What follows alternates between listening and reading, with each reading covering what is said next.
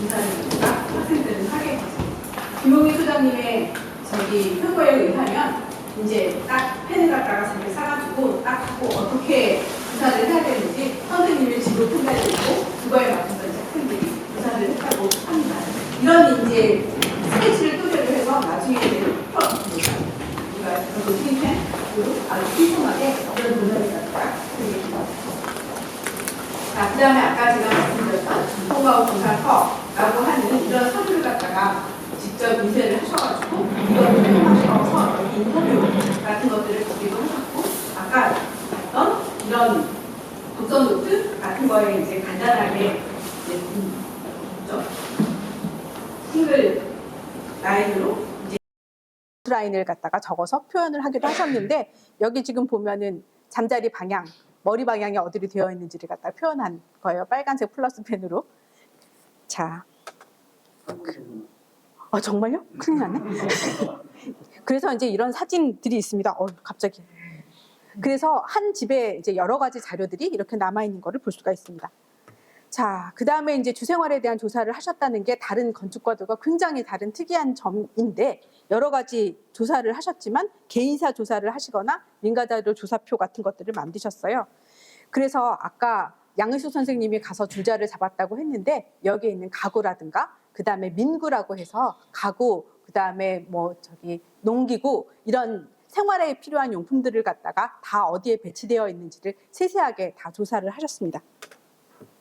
그 다음에 그것만 하신 게 아니에요. 이 집이 뭐 해 먹고 사는 집인지, 재래는 어떻게 하는지, 친척 관계는 어떤지, 혼례는 어떻게 했는지에 관한 아주 호구 조사를 또 하셨습니다. 이거는 전라남도 지방에 가장 많은 사례가 남아 있는데요. 주부의 시간대별 동선 체크, 어떤 일을 했었는지 주부의 동선을 갖다 나타내고 있는 타임 스케줄입니다. 그리고 이제 여기 이 하늘색 포맷 이걸 가지고 민가자료 조사표라는 거를 갖다가 처음에 이제 한 1000매를 갖다가 만드셨대요. 나중에 2000매를 더 만드셔가지고 이 사례를 갖다가 조사를 하셨는데 어떤 데는 2번 조사하시는 것도 있어요. 10년의 텀을 두고. 그런데 이 자료가 지금 남아있는 게 이제 지금 여기 보시는 것처럼 약 569건이 남아 있습니다. 그다음에 이제 마을도 조사를 하셨는데요. 마을은 배치도, 평면 유형, 마을 사람 인구 조사, 마을의 설명, 여러 가지 자료를 갖다가 모으셨어요. 일단 배치도 같은 것들에 마을의 배치도를 갖다가 지도를 가지고 그리셨고요. 그 다음에 그 마을의 주종이 되는 평면 유형 같은 것들을 만드셨습니다. 그 다음에 마을 공간 주사라고 해서 일정한 폼을 갖고 있는 형식에 따라서 마을별로 조사를 하셨습니다. 그리고 그 밖에 이제 여러 가지 인문 지리서에 관한 기타 사항들을 갖다가 하셨고 사진이 많이 남아 있습니다. 그리고 마을의 공동시설에 관한 조사도 당연히 하셨고요. 그래서 지금 보면은 지역별, 유형별, 그 다음에 민가 주생활, 마을별 자료들의 리스트를 갖다가 통계를 내보면 이러합니다. 그래서 이제 조사의 접근과 방식이라고 제가 했는데요. 현실 공간으로서의 집에 주목하셨다는 점이 중요하다고 생각합니다. 그래서 여자들의 공간, 또 마을 일터로서의 집에 대한 그 민가의 특징을 우리가 잘 알 수 있습니다. 이건 부엌에 관해서 조사를 하신 건데요. 이제 특히 제주 부엌, 독채로 있고 그 다음에 난방하고 솥을 갖다가 밥짓기를 따로 하기 때문에 굴뚝을 만들지 않는 제주 부엌의 특징을 갖다 잘 볼 수 있는 자료들이 남아 있습니다. 그 다음에 툇마루를 어떻게 사용했는지, 이 툇마루가 얼마나 중요한 공간인지에 관한 것들도 자료를 볼 수 있습니다. 그리고 생활 밀착형 조사법, 제가 다른 건 다 모르겠고 여기 양통집에 관한 사례 한 가지만 소개하고 싶습니다. 제일 처음에 안방에 할머니, 할아버지들이 살아 계시는 동안에 도장이라는 곳에서 아들이 태어납니다. 그 다음에 이제 엄마, 아버지가 안방을 차지하게 되면 사랑방에 할머니, 할아버지한테 같이 가서 자라게 되죠. 그 다음에 엄마, 아버지 결혼을 하게 되면 다시 이분들이 안방을 차지하게 됩니다. 그 다음에 이제 배우자 중에 한 사람이 죽고 나면 사랑방으로 갔다가 사랑방 앞마당에서 장례를 치르게 되는 한국인의 공간 이용에 대한 설명을 갖다 선생님이 하고 계셨는데요. 저희 아버지는 1935년생이신데 29번째 집에서 지금 살고 계시거든요. 그런데 여기 3대에 걸쳐서 똑같은 집에서 요 방을 갖다 거쳐가면서 한국인의 일생이 끝난다는 거에 제가 좀 뭉클한 마음이 들었었습니다. 그 밖에 다른 사항은 찾아보실 수 있을 것 같고요. 그래서 민가의 실체를 갖다가 마을부터 아무튼 가구까지 아주 총체적으로 조사를 하셨다 하는 얘기를 하고 싶고요. 그 다음에 일정한 포맷을 가지고 지속적으로 20년, 그러니까 사실은 30년이지만 구체적으로 선생님이 정력적으로 조사를 하신 건 20년입니다. 그래서 일정하게 조사를 틀을 갖고 계셨기 때문에 비교하고 분석할 수 있다. 그 다음에 이제 그래서 조사의 성과는 뭔가 하면은 선생님은 우리나라의 민가를 갖다가 요 4가지 형식, 뭐죠? 외통집, 양통집, 그 다음에 겹집, 고분자집으로 분류를 하셨고요. 그 다음에 지역이 중요한 게 아니라 계급, 부의 상징이 집이기 때문에 계층에 따라서 집이 굉장히 달라져 하는 시각을 갖다가 제시하셨습니다. 그래서 공간적인 분포, 시간적인 분포, 그 다음에 경제적인 분포, 이 3가지 기준을 가지고 민가 개통도를 갖다가 만드셨어요. 그래서 이런 선생님의 성과 같은 것들이 있는데 이런 것들은 이제 주택이 문화재가 되는 중요한 기점이 되기도 하고요. 그 다음에 본인이 아주 자랑스럽게 얘기하셨지만 1989년에 인용된 조선건축사라고 하는 북한에서 출간된 책에 본인의 도면이 실렸다. 본인의 저서뿐만 아니라 이제 그런 얘기를 하고 계시고, 그래서 이제 김홍식에 대한 평가 여러 가지가 있을 수 있는데 뭐 민중 생활사 중심의 한국 건축사의 한 부분을 갖다가 만드셨다. 그 다음에 주택 근대화의 바탕을 만드셨다 하는 평가를 받고 있습니다. 그 다음에 이후의 과제에 대해서 선생님도 이제 1990년 이후의 민가조사에 대해서는 약간 마음이 뜨시고 손을 놓으시는데요. 여기 제가 쓴 것들 중에 없어져감으로부터 있어 왔음을 이야기해야 하는 곤혹스러움, 사라지고 없어져서 이제 더 이상 조사를 할 수가 없다 하는 얘기를 하고 계세요. 그래서 이제 아까 2,000매를 갖다가 다시 인쇄했지만 조사가 중단되었다. 이제 초가가 민가가 사라지고 있으니까요.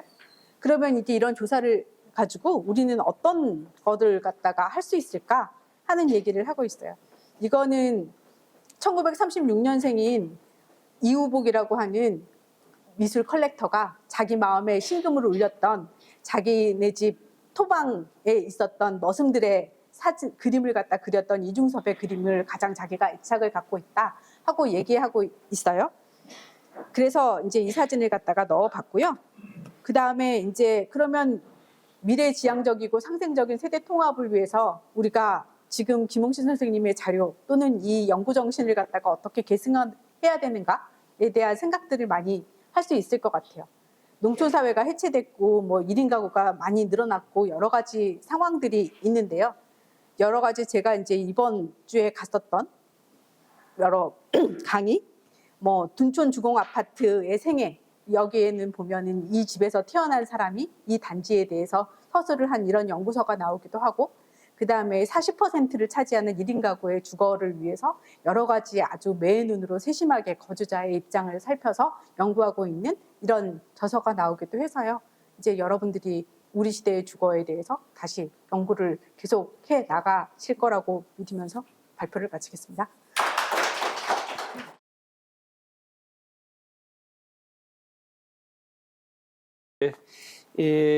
조사에 대한 내용을 발표하는 첫 순서가 될 것 같습니다. 처음이라서 그거라서 좀 저도 긴장이 됩니다만 좀 부족한 부분이 있더라도 너그럽게 봐주시면 고맙겠습니다. 조금 전에 오 박사님 설명하는 자료 중에 민족 건축론을 집필한 때가 82년도? 87년도였나? 그럼 제가 군대 갔다 오고 복학했을 때 샀던 것 같은데, 그때 봤던 민족이라는 그 단어의 느낌하고 실은 이제 김홍식 교수님 데이터를 가지고 이렇게 하면서 느꼈던 거하고 좀 묘하게 다른 것 같습니다. 아무튼 뭐 이제 저희 입장이 다르고 또 그때 당시 80년대 분위기하고 뭐 이런 것들이 겹쳐서 그런 것 같은데, 아무튼 좀 오늘 제 개인적으로는 만감이 교차하는 그런 느낌이고요. 또 저는 또 특히 이제 제주도에 살고 있으면서 정말 제주도에 대한 많은 지역에 대한 연구를 하고 있나라는 그런 반성도 많이 해봅니다. 그런 측면에서 운 좋게 주거학회 학술대회가 제주에 있으면서 우리 좋은 연구 그룹에 제가 또 이렇게 숟가락을 얹어 넣는 입장에서 정말 좋은 기회를 가지게 됐다는 측면에서 감사하다는 말씀을 드리고 더더욱 제가 받은 제주도에 관련된 자료는 225건 정도인데 정말 귀중한 자료라고 생각합니다. 보면 볼수록요. 그 안에는 지금 실은 다 분석을 안 했지만 몇 편의 논문이 나올 수 있을 것 같은 그런 자료라는 생각이 듭니다. 뭐랄까요? 이것부터 먼저 말씀을 드려야 될 것 같은데, 이때까지 제주의 민가에 관련된 전통 주거에 대한 여러 가지 연구를 많이 했지만 굉장히 단편적이고 또 어떠한 특정한 지역에 대한 걸 가지고 이야기를 많이 하셨는데, 뭐 그런 부분에서 그 연구의 가치가 없다는 뜻이 아니라 상당히 제한적인 연구의 어떤 부분이고 또 뭐 그것들이 파편적이었다라는 측면에서 보면 225건의 1978년, 73년, 78년, 84년의 자료더라고요. 그래서 이러한 원자료를 가지고 했다는 측면에서는 김홍수 교수님의 그 자료가 상당히 의미가 있는 학술적 가치를 가진다. 257건입니다. 죄송합니다. 근데 그런 측면에서 제주도에 특히 지금 보시는 것처럼 이 주소를 가지고 GIS로 이렇게 분포도를 만든 겁니다. 보시는 것처럼 257건은 전부 다 이렇게 GIS의 주소를 찾아서 찍은 건데요. 보시는 것처럼 산남과, 제주도에서는 산남과 산북, 한라산 기준으로 북쪽, 남쪽이라는 의미입니다만 산남과 산북에 또 동쪽과 서쪽에 그러한 관점에서 굉장히 다양하게 소위 말하는 지역성에 대한 이야기 혹은 어떤 그 특징에 조금 이따 우리 도 박사님도 거기 관련된 말씀을 하시겠지만 어떤 공간에 대한 구성의 지역적인 이야기를 할 수 있는 정말 좋은 자료라고 생각이 듭니다. 그래서 이 자료를 257건을 실은 이번에 이 자료를 가지고 저 혼자 하기엔 너무 아깝고 이래서 제주도에 연구회를 만들었습니다. 그래서 연구해 가지고 실은 한 2군데, 4군데 답사도 가고 근데 많이 없으셨더라고요. 그래서 이제 그런 것들 또 이게 자료를 가지고 분석도 하고 뭐 그런 공유회를 가지는 조그마한 소그룹도 만들면서 진행을 하고 있다는 말씀을 더 드리고, 자료를 257건의 자료를 전부 다 도면화는 못하지만 그 부분의 자료의 원자료를 가지고 뭐랄까요, 안거리, 밖거리, 목거리 이 관련되는 것들 전부 다 실적이 되어 있기 때문에 그 자료들 가지고 좀 더 통계적인 자료로 다 만들었습니다. 방의 크기, 길이, 깊이, 면적, 배치, 자양 다 하고요. 그 다음에 이런 것들 가지고 이제 통계 분석으로 하게 됐습니다. 근데 더 재밌는 거는 이번에는 뭐 분석을 안 했습니다만 지역마다 쓰는 이 단위 치수가 다르더라고요. 치하고 이게 다른 것 같습니다. 그래서 얻은 결론은 이게 각각이 다른 목수들이 했을 거고 실제로 보니까 목수 그 집을 지었다는 목수도 찾아서 인터뷰도 하게 됐습니다. 근데 그런 부분에서 굉장히 재미있는 연구고 지역별로는 어떻게 단위 치수를 적용했지 뭐 이런 것들도 연구의 과제가 되지 않을까라는 생각이 듭니다. 바로 이어서 진행하도록 하겠습니다.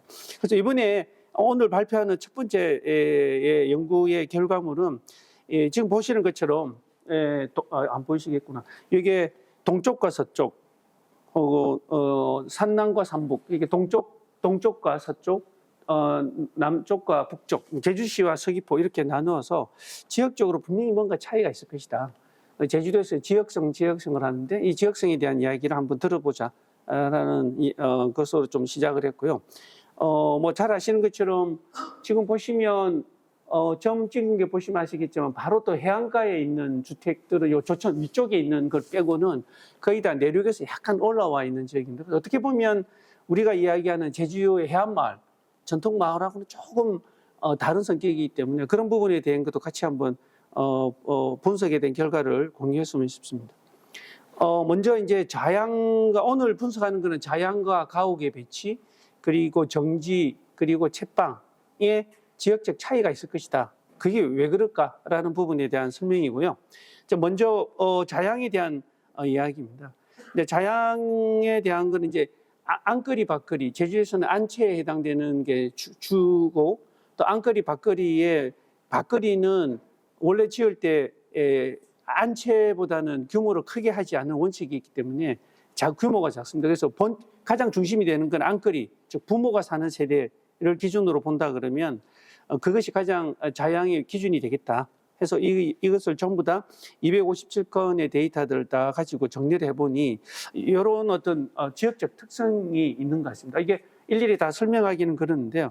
예를 들면 제주시 동부는 남동향, 제주시 서부는 서향과 북향, 이렇게 서향 쪽으로 치우쳐 있고요. 또 서귀포의 동부는 남향, 또 뭐 이런 특징이 있는 것 같습니다. 그런데 이거는 뭐 설명을 드리려면 좀 이해하시기 어려울 것 같고, 예를 들면 요걸 보시면 그 주의 어떤 방향들을 갖고 있습니다. 그래서 얼핏 보면 풍경이라든지 풍수지리 뭐 이런 것들 가지고 자양을 잡는 거라고 하지만 여기서 보는 바와 같이 제주도는 풍수지리에 의한 배치보다는 굉장히 어떤 기후라든지 지형적인 요소, 특히 지형적인 요소에 의한 지형지세에 관련된 영향이 큰 것 같다라는 것을 알 수 있을 것 같습니다. 여기 보시면 아무래도 한라산을 중심으로 조금 가파르게, 조금 완만하게 땅이 흐르는 지형적인 조건 때문에 아마 그러한 것들이 상당히 크게 작용했을 것이다. 지금 요거 보시면 요 지형을 GIS 데이터로 이렇게 아래 위에는 표고입니다만 아래는 경사도입니다. 그래서 이런 걸 보시면 뭐 그러한 것들이 충분히 적용이 된 혹은 반영이 된 어떤 그것이 자양에도 큰 영향을 줬을 것이다라는 생각이 들고요. 이것이 실은 저게 그 해안 마을하고는 분명히 좀 다를 것이다. 어떻게 보면 제주도도 작은 한정된 공간 도서 지역이지만 해안에서 떨어져 있는 한 200 혹은 100 정도의 표고에 있는 내륙 쪽에 있는 마을과 해안 마을, 지금 보고 계신 거는 해안 마을 쪽인데요. 이것을 실제로 비교해 보면 지금 보시는 것처럼 이게 협재라는 지역이 어디냐 하면 이쪽 지역에 있습니다. 그래서 그 지역의 사례로 조사했던 자료를 가지고 말씀을 드리면 이 북서 방향으로 보는 건데요. 그래서 지금 연도별로 데이터를 가지고 이렇게 조사를 해보니까 안거리만 가지고 조사를 해보니까 지금 보시는 것처럼 이게 북서 방향에 부는 방향이 이렇게 측면으로, 그러니까 직접 바람을 받는 것보다는 측면으로 바람을 받아서 구조적인 안정과 어떤 바람의 영향을 덜 받는 그런 구조가 됩니다. 이제 물론 이제 당연히 85년, 95년이 되면서 이게 철근 콘크리트 구조라든지 재료가 바뀌면서 그게 많이 흐트러집니다만 뭐 이러한 측면에서 보면 해안 마을과는 좀 다르다라는 생각이 들고요. 또 이것을 2010년에 조사했던 이것도 뭐 대략적으로 조사한 자료입니다만 요거 가지고 지금 보시면 아래쪽에 4개 이쪽 지역에 주로 동부 지역에 조사했댔는데요. 아래쪽에 하늘색으로 칠한 부분이 해안 마을입니다. 그래서 이것도 협재 마을하고 다른 이유는 제 생각으로는 아마 이쪽은 주로 이렇게 태풍이 지나가는 길목이어서 그런 부분에서는 협재하고는 조금 다른 어떤 자양을 갖고 있는 부분이고 그 이에 빨갛게 된 부분은 지금 여기 빨갛게 표시했습니다만 그 부분은 안쪽으로 들어와 있는 지역이기 때문에 그 지역의 지형, 지세에 따라서 굉장히 다르게 자양을 하고 있다.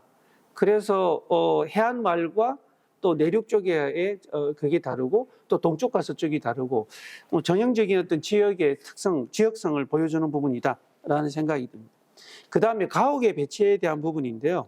이 가옥의 배치는 뭐 선생님들 잘 아시는 것처럼 기본적인 것은 앙거리, 이 두 번째 있는 앙거리와 목거리, 이제 농사를 짓는 어떤 그 관련된 공간, 그리고 자녀 세대와 부모 세대가 있는 안거리, 밭거리 이 두 개가 가장 기본적인 겁니다.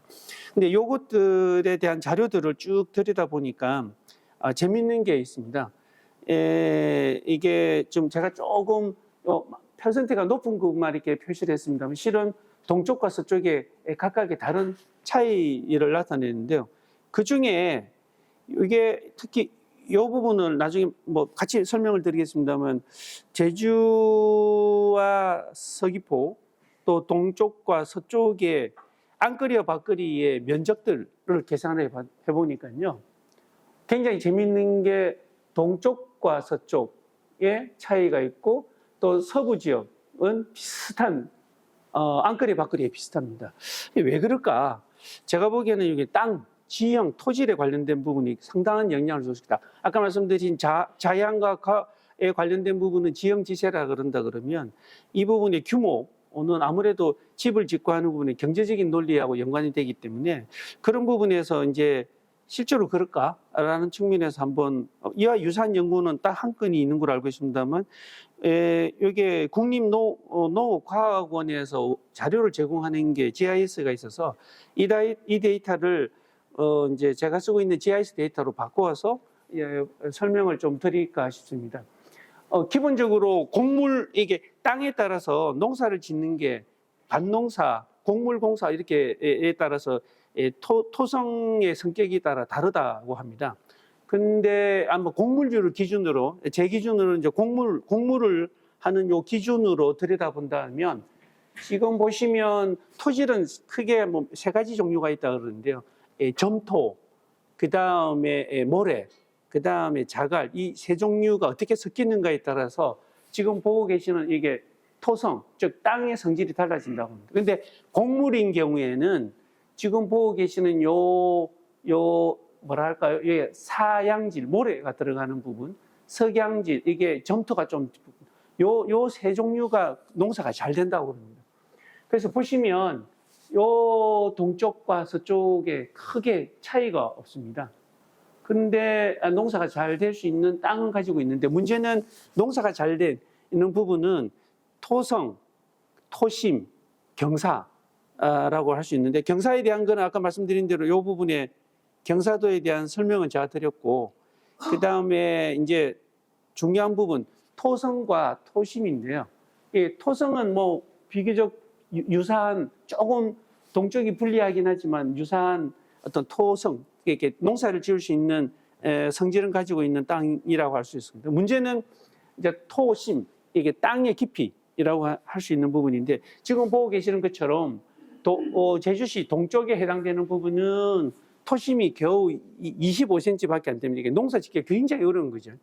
토심이 25cm라는 거는 그 이하라는 거는 이게 심어도 뿌리가 빨리 뿌리 내리지 못하는 부분이라고 보시면 되겠습니다. 근데 그에 비해서 서쪽은 적어도 25에서 50, 뭐 이렇게 깊이가 있었기 때문에 농사를 짓는데 훨씬 더 유리한 조건이라는 것이죠.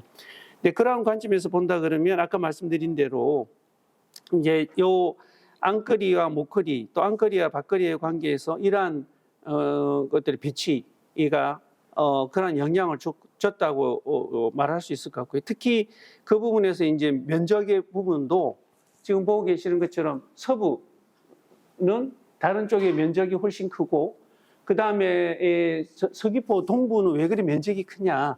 이것은 제가 보기에는 아무래도 제주의 어떤 핵심적인 행정구역이라고 할 수 있는 제주목, 정의현, 대정현이 있는, 정의현이 있는, 현감이 있는 그래도 작은 어떤 지방의 수도라고 할 수 있는 곳이 있었기 때문에 이 부분을 이야기하는 겁니다만 이 부분에 아마 그런 어떤 토질도 그렇게 나쁘지도 않고 또 권력을 가진 뭐 그런 부분에서 영향을 준 것이 아닌가라는 생각이 듭니다. 또 하나 마지막입니다. 요건 이제 또 하나는 이제 또 지역적으로 차이가 아마 정지하고도 연관이 될 것이다라는 생각이 듭니다. 그래서 정지와 채빵에 대해서는 우리 도방석께서도 하실 건데 이 정지에 대한 부분도 들여다보니 지역적 차이가 통계학적으로는 지역적 차이가 있다라는 것을 알 수 있었습니다. 그리고 정지는 이제 또 이렇게 보시면 정지가 없다고 하는 부분이 노란색 부분인데 유독 동부 쪽에 많습니다. 이것은 정지가 없는 것이 아니라 별동 정지 따로 내놓은 것이죠. 그래서 왜 그럴까? 그건 아까 말씀드린 대로 여러 가지 의미가 있는데 아마 생활 환경이 척박한 부분과 또 동쪽 지역에 특히 제주의 동부 지역은 육지하고 연관되는 폭우들이 세 개의 주요 폭우들이 있었기 때문에 거기에서 오는 어떤 유교적인 관점에 영향을 큰 부분이었다라는 생각이 듭니다. 그래서 아마 유교적 관점에서 보면 이제 남성과 여성의 구별, 근데 그런 부분에서의 관계가 크지 않았나라는 생각이 들고요. 그 다음에 책방은 아무래도 여성의 공간이고 굉장히 근대화해야 된 진보된 공간으로 평가할 수 있는데 이것이 정지에서 나타난다는 것은 그만큼 동쪽보다는 서쪽이 유교적 어떤 교범이 훨씬 덜 작용된 부분이 있었다라는 생각이 듭니다. 이게 설명을 드리려고 그랬는데 이게 이제 아까 보시는 것처럼 정지가 서귀포 동부 지역에 있는 쪽인데 여기 보시면 부엌이 없고 여기 부엌이 있긴 합니다. 따로 떨어져 있는 것은 그만큼 여성과 남성의 엄격한 구분 뭐 그런 데서 오는 것으로 추론해 볼 수 있는 부분이 아닌가라는 생각이 들고요. 그 다음에 제주의 서부 지역과 동부 지역에서의 차이점은 여러 가지 그런 아까 공간 구성에 있어서도 그런 것을 우리가 찾을 수 있다라는 좀 말씀을 드립니다. 마지막 결론입니다. 아까 말씀드린 대로 일반적으로 우리가 찾을 수 있는 여러 가지 지역적 제주 민가의 지역적 특성에 대해서는 형태 또 재료 또 배치 이런 부분은 일반적이라고 할 수 있지만 이번 김홍식 교수님 데이터를 가지고 지역성에 대한 것은 어느 정도 그 단서를 우리가 찾을 수 있다라고 평가가 됩니다. 약간 지형과 지시에 의한 자양과 가옥에 배치된 특징, 그리고 토질 여건에 따른 농업 생산 능력의 요인과 또 경제력에 의한 가옥의 규모와 또 유교적 규범에 따르는 정지와 채방의 지역적 특징, 뭐 이런 것들을 우리가 파악할 수 있다라고 말씀드리고요.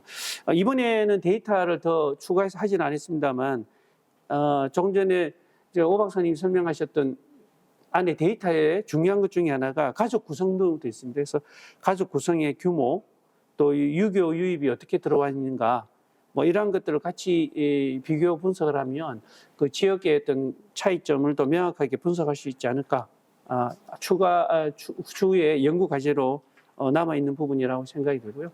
이 부분에 대해서 추가로 연구를 할 생각입니다. 저희 발표는 이거로 마치도록 하겠습니다.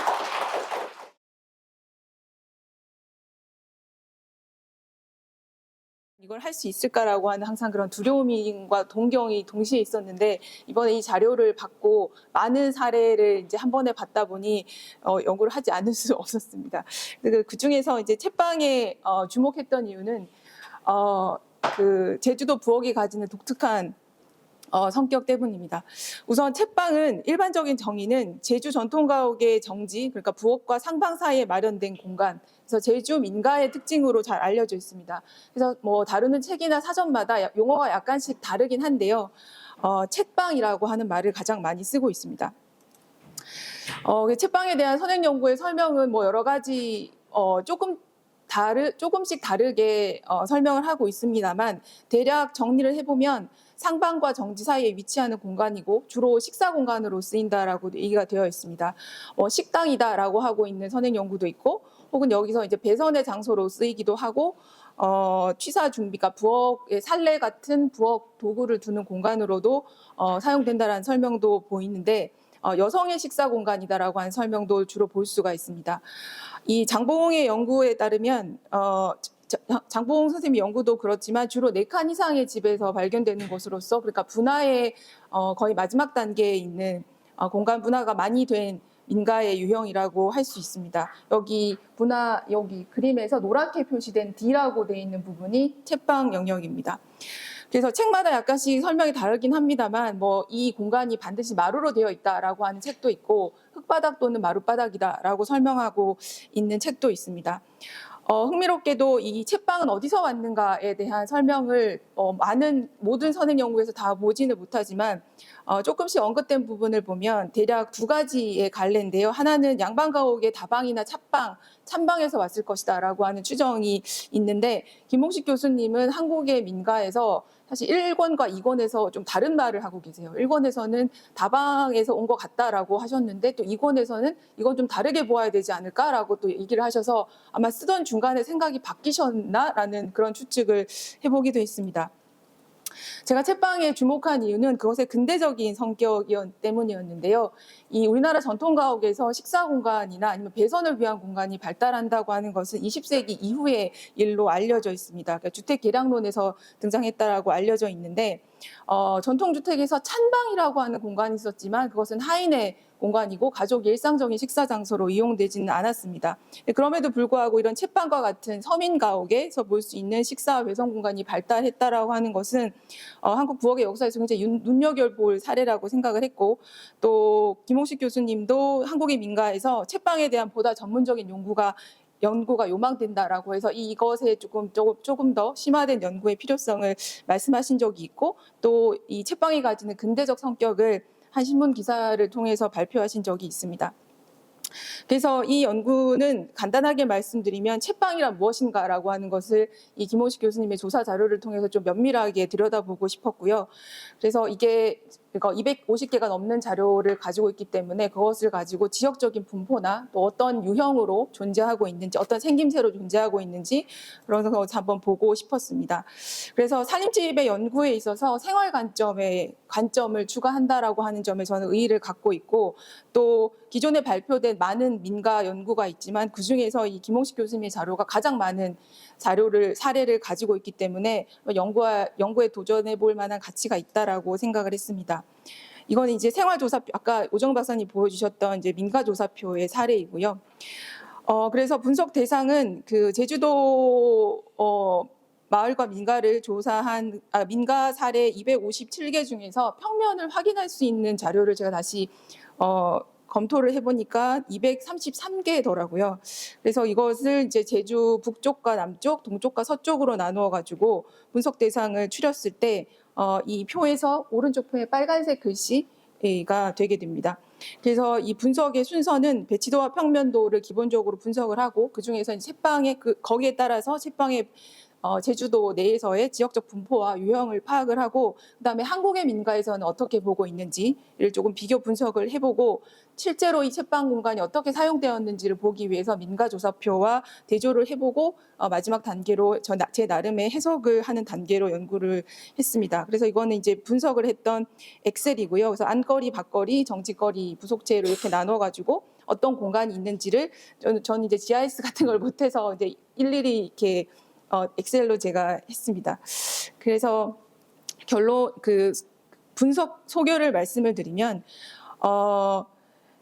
동부보다는 서부의 채빵이 훨씬 많았고요. 남쪽과 북쪽을 기준으로 얘기하자면 북쪽이 채빵이 많았습니다. 그래서 이 북쪽에서 가장 사례가 많은 한림읍의 경우에 50%, 이거 50%인데 제가 잘못 적었네. 이게 50%, 51개 중에 25개가 있으니까 50% 정도의 채빵이 있고, 또 그 남동쪽에 해당하는 표선면의 경우에는 약 4.9% 정도 있었습니다. 이 괄호 안의 숫자는 도면이 조금 애매한 부분인데요. 이걸 채빵으로 봐야 되는지 볼 수가 없는지 약간 애매하게 표기된 도면이 있어서 그거까지 포함하면은 표선면에서는 7.8% 정도, 그러니까 조사 대상 가구의 7.8% 정도가 채빵이 있는 걸로 조사가 되었습니다.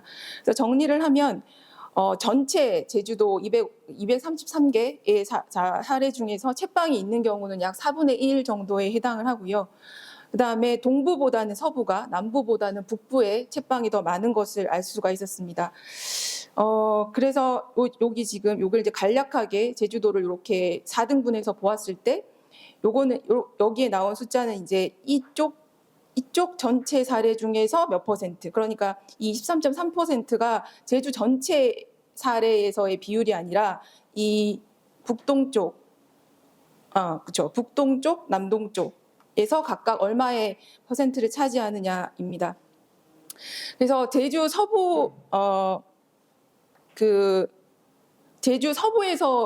서부를 놓고 기준으로 봤을 때 남북의 차이는 크지 않지만, 제주 동부를 놓고 보았을 때는 남북의 지역 격차가 어느 정도 있는 것을 알 수가 있습니다. 전체적으로 본다면 동쪽보다는 서쪽이 채빵이 많은 것으로 나타난 것은 아까 김태일 교수님의 연구 결과와 같은 것 같습니다.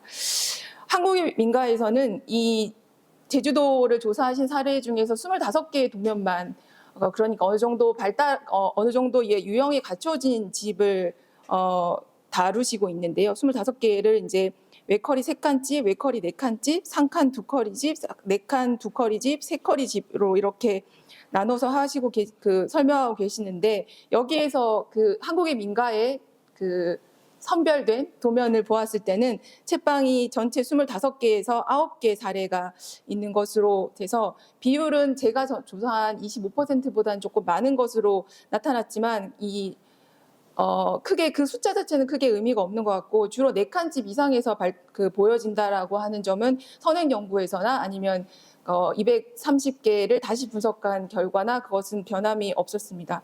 다만 이 채빵의 이 지역차에 대해 채빵만 이렇게 따로 설명하시지 않았기 때문에 이 제주 민가에서의 주거공간 구성이 동서남북 방향으로 어떤 차이가 있다라고 하는 것은 크게 언급되지가 않았습니다.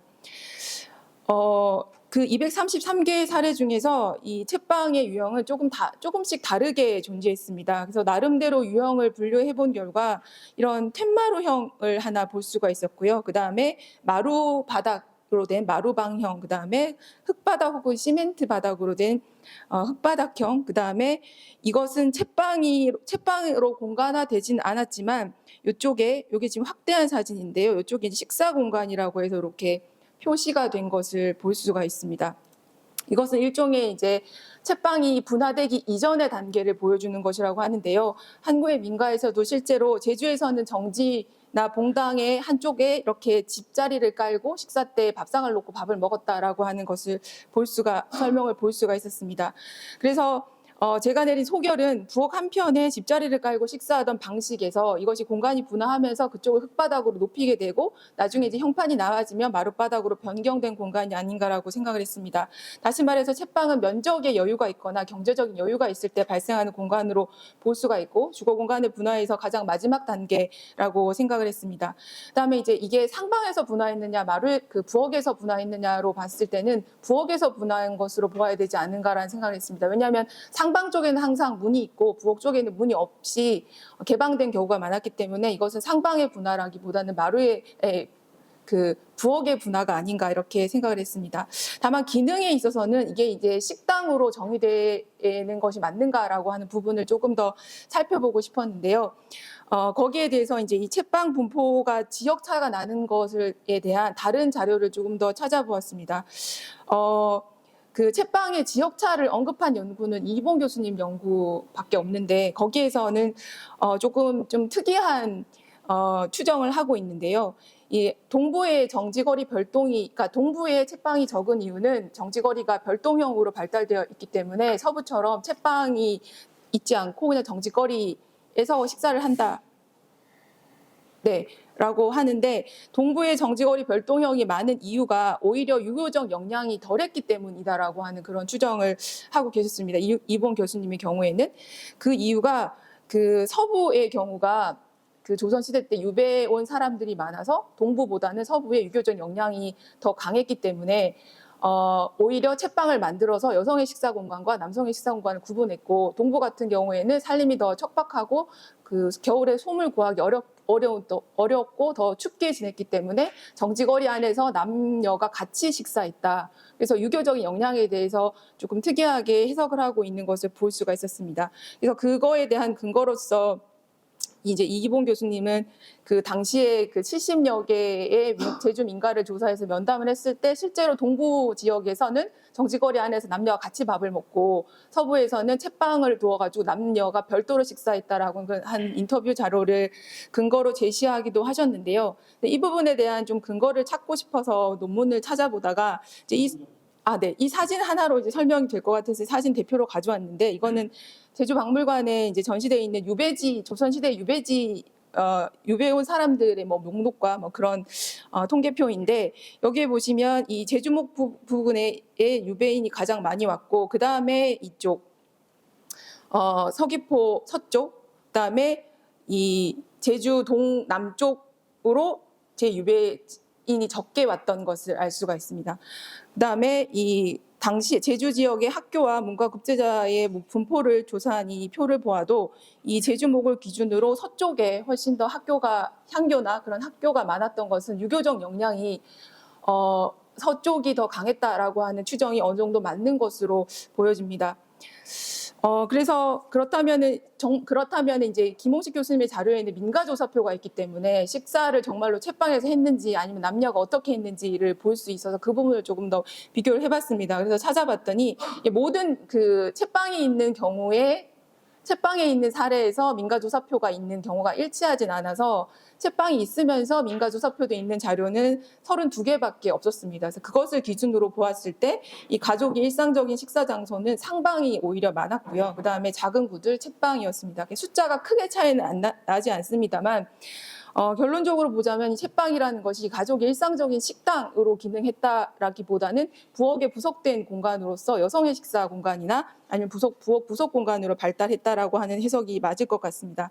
그래서 저는 여기서 해석을 좀 다르게 해봤는데요. 이 부엌 면적의 비중이 높다는 것은 여성 활동의 비중이 높은 것을 이야기하고 이것은 다시 말해서 여성의 노동 범위가 넓었음을 의미하기 때문에 여성의 노동이 많았던 것은 아닐까라고 생각을 했습니다. 실제로 제주 여성의 척박한 이 여성 생활사에 대해서는 많은 연구가 있습니다만 이 해녀들의 생활을 보아도 그리고 김홍식 교수님이 조사하신 생활조사표를 보아도 여자나 며느리가 하루 종일 일하는 그런 시간표를 볼 수가 있었습니다. 그래서 이거는 하나의 예시인데요. 이 집에서 가장 일찍 일어나는 사람, 며느리 4시, 식사 준비 이렇게 되어 있습니다. 그렇게 본다면 여성의 노동이 많았기 때문에 부엌이 발달했다라고 하는 것도 어느 정도 일리가 있지 않을까라고 하는 그런 생각을 해봤고 이거는 이제 조사를 하다가 가장 넓은 채빵의 사례와 그다음에 온전히 방 하나로 구획된 채빵의 사례를 대표적으로 가져온 것입니다. 여기가 제일 중요한데요. 2분만 더 하겠습니다. 죄송합니다. 제가 이제 채빵에서 조금 더 의미를 두었던 이유는 제가 이제 제 책이나 박사 논문에서 쓸 때 전통적으로 한국 주택에서는 식사를 위해 별도로 발달한 공간이 없었다라고 이렇게 썼는데 사실 이거는 반가를 기준으로 했을 때 이야기입니다.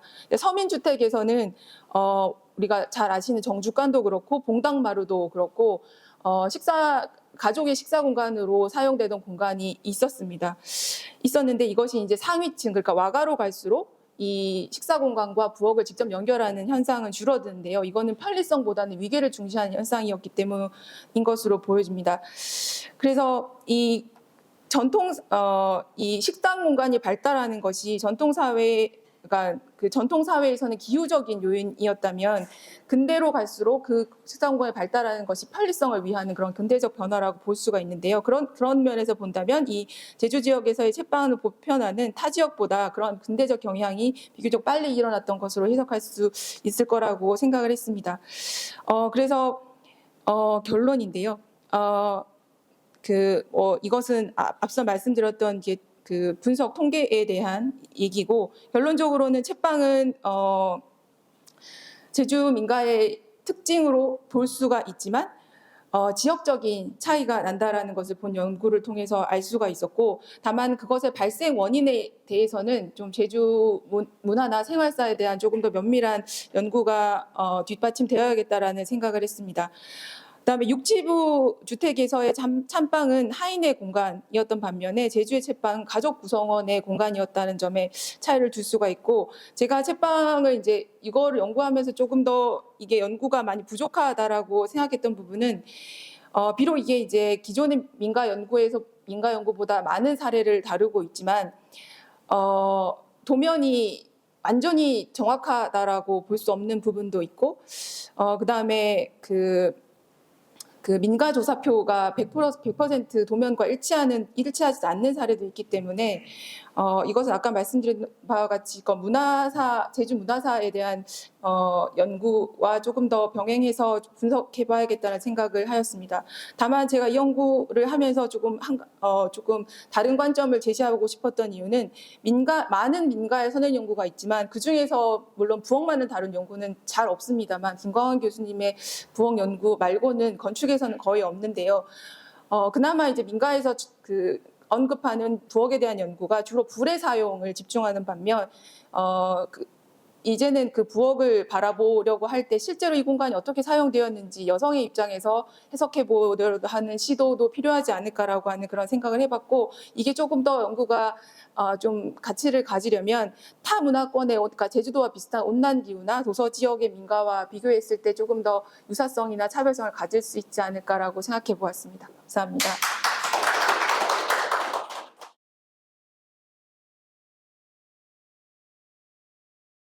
또 설명을 드리겠지만 이제 하게 된 배경, 제가 맡은 역할에 대해서 조금 더 말씀드리고자 합니다. 김홍식 교수님의 방대한 그 자료를 보고 많이 놀랬고, 제 지도 교수님 앞에 이제 소개가 조금 되었는데 조승희 교수님이십니다. 우리 조승희 교수님 지도 교수님은 김일진 교수님이시고, 그래서 조승희 교수님께서 예전에 안동 지역에는 민가 종류가 너무 많더라 하는 말을 듣게 되었고, 제가 사실은 박사 논문은 도시주택에 대해 썼고요. 민가에 대한 부분은 오키나와하고 제주 민가에 비교하는 거를 쓴 적이 있고, 또 우리 선생님의 유고 작품인 한국의 뜰집에 대해서 쓰다가 경상북도 뜰집에 대해서 연구를 좀 한 적이 있습니다. 제가 이제 맡은 부분은 이런 이제 기회를 주신 우리 주수령 학회장님하고 이런 우리 같이 연구하시는 분들 기회를 주셔서 영광이라고 생각하고요. 제가 우리 지도 교수님도 한 1980년부터 한 10년 동안 연구를 하셨는데 이런 자료가 많지는 않고 슬라이드 필름하고 이제 독서 카드에 도면을 그린 게 있습니다. 그래서 저는 김홍식 선생님이 한 1600집을 조사를 하셨다 하지만 실제로 도면이 완벽하거나 이런 부분을 합치면 아마 조금 더 줄어들 거라고 생각되는데, 이 모든 도면을 CAD 파일로 만들고 또 추가된 자료를 또 합해가지고 제가 맡은 파트는 지역 민가형에 대한 개통도라든지 지역 민가 분포도입니다.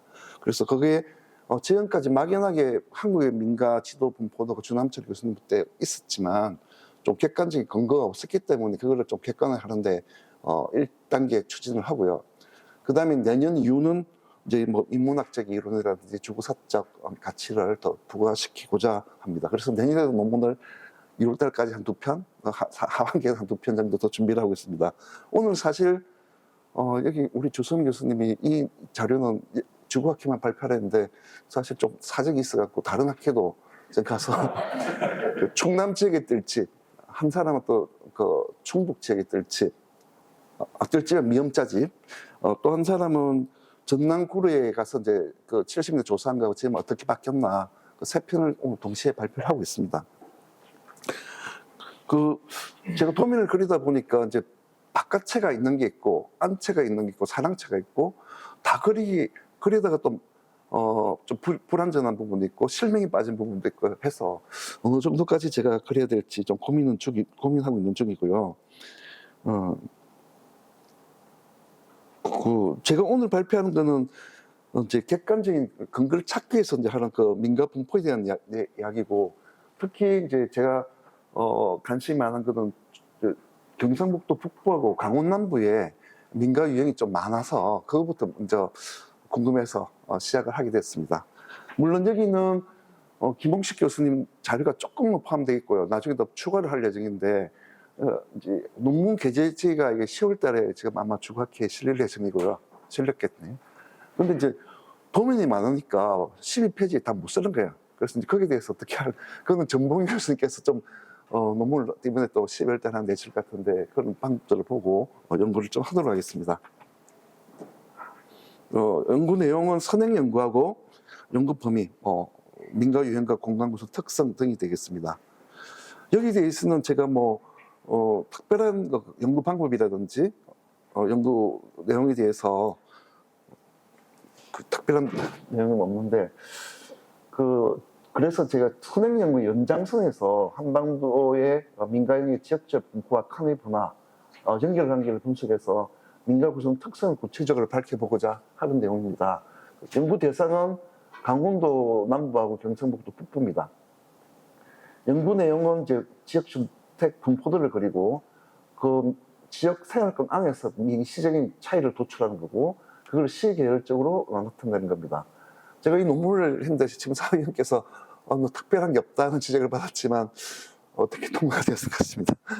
연구의 의의는 민가형의 이제 주거 문화권별 민가 분포와 평민들 특성을 도출해서 향후에 전국적인 민가 지도를 그리기 위함이라고 설명드릴 수가 있습니다.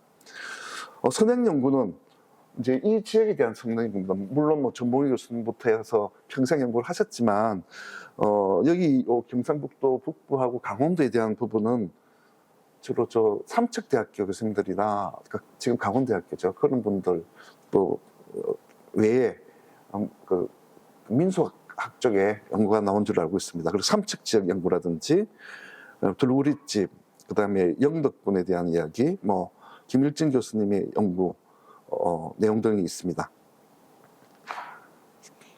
제가 쓴 이거는 이제 양반집인데, 양반집들 집을 보게 되니까 앙채는 지역성이 있다는 거죠. 남부형도 있고 영동형도 있고, 양반집인데도 불구하고 앙채는 겹집이고 헛집이고 기역자집이고 일반 민가집하고 형태가 같더라 하는 연구 내용입니다. 이거는 최장준 선생님이라든지 이런 분들이 많은 연구를 하셨습니다.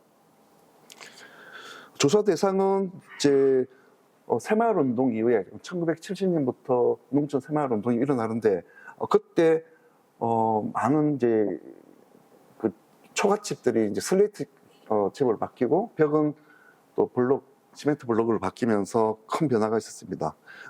뭐 그때부터 1990년대까지 원영이 나왔던 책인데, 이때는 제가 조금 빨리 시작을 했기 때문에 우리 김홍식 선생님 그 도면을 다 못 그린 상태였습니다. 그래서 여기 강원도 산간지의 가옥과 생활, 경북 내륙지의 가옥과 생활, 이 그 민속 마을 보고서가 있습니다. 근데 이 보고서도 전국적으로 다 있는 게 아니고 띄엄띄엄 있더라고요. 그래서 이제 그런 문제가 있는데, 그래도 이제 그 지역에 마침 두 군의 보고서가 있어서 여기 있는 평면 55개를 대상으로 하였습니다. 조사 지역은 이런 지역입니다. 그리고 여기 이 지역에는 김홍식 선생님이 하신 지역이 일부가 포함되어 있고요. 포함 안 된 부분들도 더 많습니다. 그래서 더욱더 통합을 해야 될 필요가 있지 않나. 또 김홍식 선생님의 자료는 워낙 방대하지만 지역마다 좀 편차가 있으니까 가능한 한 많은 자료를 모으고 싶습니다.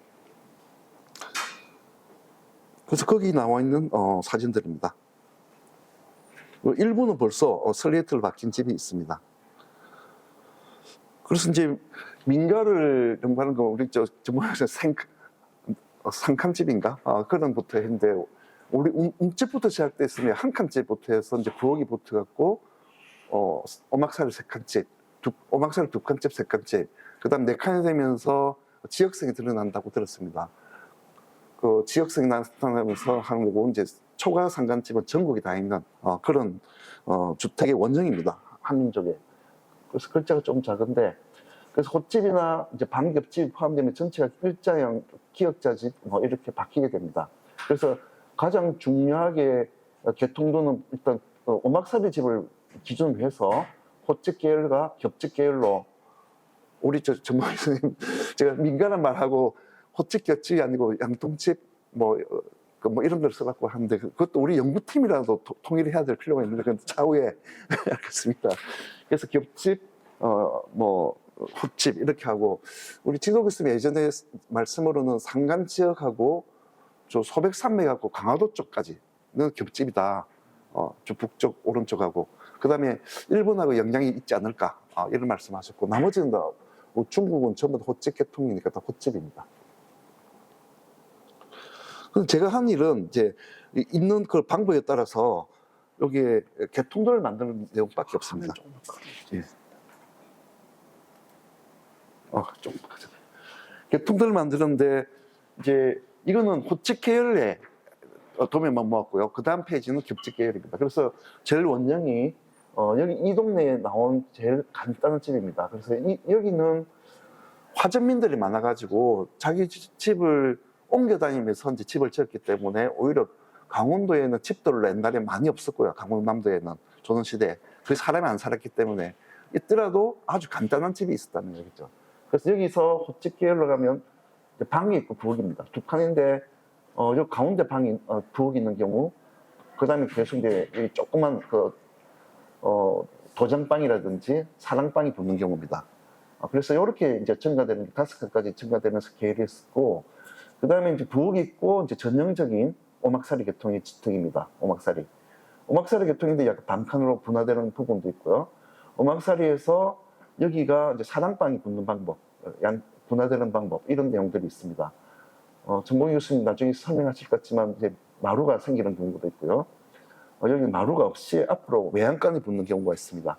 외양간도 예전에 이제 가족이라 생각해서 이제 강원도에는 호랑이들이 이 출몰이 많아갖고 조선실록에 많이 이제 잡아갔답니다. 그래서 이제 그 강원도에는 바깥문이 다 나무문으로 돼 있고 하는 말을 들었습니다. 그래서 이제 여기 부엌에 있는 여열하고 열을 관리하고 이제 소를 지키기 위해서 이렇게 내부에 있는 경우도 있습니다. 물론 여기 바깥채가 있는 경우도 있긴 있는데 바깥채가 있는가 없는가에 따라서 굉장히 다를 거라 생각됩니다. 바깥채에 외양간이 있으면 안에 있을 필요가 없으니까. 그래서 나중에 완전한 논문은 다 바깥채까지 연구를 해야 되지 않나 생각됩니다. 이거는 이제 좀 복합적으로 바뀌는 형태입니다. 그래서 이게 뭐 특별한 내용은 아니고요. 그냥 시각적으로 정리했을 그런 차원의 이야기입니다. 그 다음에 겹집 계통입니다. 헛집은 이렇게 되어 있는데 그래도 이제 오막살이형이 겹집에도 굉장히 영향을 주게 됩니다. 여기 가운데 부엌에 있는 경우가 있고, 영동형 그 겹집이 있고, 그 다음에 그 안동형 겹집이 있습니다. 안동형 겹집은 마루가 있는 거고요. 영동형에는 이제 가능한 한 방이 마루가 없이 하는 경우가 많이 있습니다. 왜냐하면 뭐 이것도 다 벌써 알려진 이야기지만 안동형에는 약간 남쪽 지역이기 때문에 마루가 있는 경우가 많고 날씨가 덥고 하니까 북쪽에는 이제 비음자집을 해서 이제 온도를 방을 내게 이제 효율적으로 관리하기 위해서 있는 경우가 많습니다. 이 안에도 여러 가지 이제 사랑방이 있다든지 마구간이 있다든지 굉장히 분화한 상황이 많지만 좀 생략을 하고요. 여기는 이제 두렁집 9칸집을 받게 됩니다. 여기도 앞에 보십니다. 가운데 이제 여기 부엌이 있고요. 여기 마구간이 있고 하는 경우들이 있습니다. 이게 그래서 이렇게 분화가 되더라. 이제 이유는 이제 그 당시 이제 여기가 중농층 가구입니다. 굉장히 가난한 집이 아니고 중농층 가구인데 이유는 이제 경제적 가치 그 여유라든지 가족 수라든지 또는 하여튼 그런 내용일 것 같습니다. 그래서 이런 부분에 대해서 좀 정리를 하고 있는 상황입니다. 그 분포도를 보면 참척대학교 연구하신 분들이 50층이 있는데 여기가 이제 계곡이 있어서 태백산만 넘어서 영향을 줬다 하는 내용들이 이미 있고요. 여기는 이제 영동형 겹집이고 여기는 안동형 겹집입니다. 그래서 겹집이 오면서 마루가 더 추가가 된 경우가 있고요. 여기는 날씨가 거기 뭡니까 이게 폐인 바람 때문에 여기 날씨가 추운데도 불구하고 헛집이 있는 이유는 화전면들이 많아서 그렇다는 얘기입니다. 나머지는 남부 계통의 주택으로 바뀌는 겁니다. 남부형으로. 그래서 보시게 되면 이제 헛집과 금집이라는 그 기준으로 평면 계열적으로 분석을 해서 헛집 계열과 겹집 계열로 나눠서 이렇게 분리를 했습니다. 그래서 경북 지역에는 다른 지역과 달리 좀 여러 가지 민가가 혼재되는 경우가 있는데 그 중에 하나가 이제 안동 지역에는 태계 이항에 이제 성리학도 있었고 그래서 중앙에 갔다가 관제에 오르면 이제 사대부가 되고 내려오면 이제 학생 자기 제사를 가르치는 그런 역할을 했고요. 혼맥도 다양하기 때문에 여러 가지 민가가 많지 않았나 이렇게 하고 있는 이야기입니다. 다른 분 시간이 많았기 때문에 이 정도로 마치도록 하겠습니다. 감사합니다. 다음 논문을 기대해 주십시오.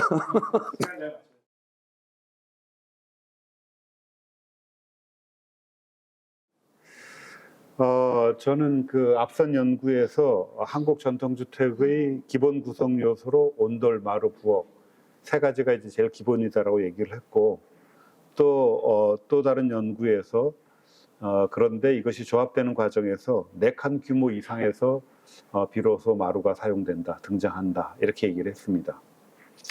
그런데 이제 요번에 이 김홍식 선생님 자료를 받게 되었고 이제 욕심이 좀 생긴 거죠. 그래서 이 자료를 뭘로 써먹을까 하다가 뭐 자료에 대해서는 충분히 말씀이 나왔으니까 이 자료라고 하는 것이 가장 큰 의미가 전국적이고 그다음에 자세해가지고 저희가 했던 얘기들을 조금 더 실증적, 정량적으로 분석할 수 있는, 검토해 볼 수 있는 그런 기회가 되겠구나 이렇게 생각을 해서 그 차원의 공부를 했습니다. 그래서 연구의 대상은 일단 소형주택으로 해서 소형주택의 규모를 마루 발생 초기에 해당하는 3, 4칸, 도리칸 규모 3, 4칸의 건물을 대상으로 했고 그 중에서도 고분자집 같으면 맞비교가 서로 조금 어렵기 때문에 그냥 일자집 3, 4칸 사실은 고분자집이 많지는 않습니다. 규모가 작기 때문에. 근데 4칸 집에서 나오긴 하는데 그래도 그걸 제외하고 그러니까 참 3, 4칸이 아니라 2칸부터 4칸까지의 일자집 소형 주택 327채를 했습니다.